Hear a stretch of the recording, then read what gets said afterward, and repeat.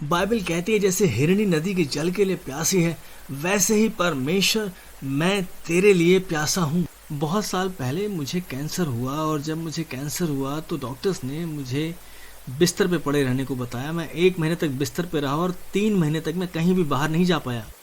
और इस समय के दौरान मेरा हृदय परमेश्वर के लिए प्यासा हो गया। मेरा हृदय परमेश्वर को जानने के लिए प्यासा हो गया, परमेश्वर के साथ चलने के लिए, फिर से नया हो जाने के लिए। मेरे हृदय ने एक जागृति को महसूस किया क्योंकि मेरा हृदय भूखा और प्यासा था। जब कभी मैं बाइबल पढ़ा करता था तो भजन संहिता का एक पद मानो बाइबल के पन्नों से उछलकर सीधे मेरे दिल पर आया करता था।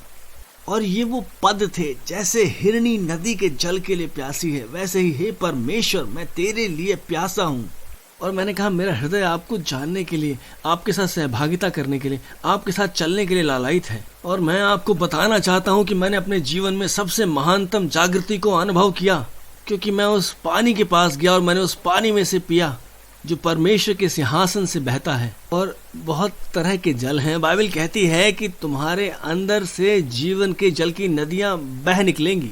और उसने ये पवित्र आत्मा के विषय में कहा, पवित्र आत्मा तुम्हारे भीतर कार्य करेगा और पवित्र आत्मा तुम में है और हम जाकर प्रतिदिन इस जल में से पी सकते हैं। तो क्या होने की आवश्यकता है? आवश्यकता है कि हमारा हृदय व्याकुल हो। देखिए, जब मुझे कैंसर हुआ तो मेरे साथ ये हुआ कि मैं व्याकुल हो गया, मैं परमेश्वर के लिए व्याकुल हो गया। मैंने कहा परमेश्वर मुझे सबसे अधिक, सबसे बढ़कर आपकी आवश्यकता है। मैं आपको बताना चाहता हूँ, जब मेरा हृदय व्याकुल हो गया तो मैं पानी के किनारे गया और मैंने उस जल में से पिया। उन पानियों ने मुझे तरोताज़ा किया, उन्होंने मुझे चंगाई दी। वो पानी मेरे लिए जीवन बन गया, क्योंकि जब वचन जीवित जल के विषय में बात कर रहा होता है, वो बात कर रहा होता है शांति, आनंद, प्रेम, धैर्य, आत्मा के फलों के विषय में बात कर रहा होता है वो। तो आज मैं आपको प्रोत्साहित करना चाहता हूँ और आपसे सवाल पूछना चाहता हूँ, क्या आप व्याकुल हैं? क्या आप जागृति के लिए व्याकुल हैं? क्या आप परमेश्वर को जानने के लिए व्याकुल हैं? क्या उसके साथ चलने के लिए आप व्याकुल हैं? अगर आप हैं तो आप उस नदी के किनारे जा सकते हैं और उसमें से आप पी सकते हैं। तो आप ये जान पाएंगे वो कितना अधिक आपको तरोताज़ा कर देते हैं और आप जागृत हो जाएंगे। परमेश्वर आपके हृदय को नया कर देगा, वो आपकी आत्मा को पुनः स्थापित करेगा और आपको वो बनाएगा जो वो आपको बनाना चाहता है।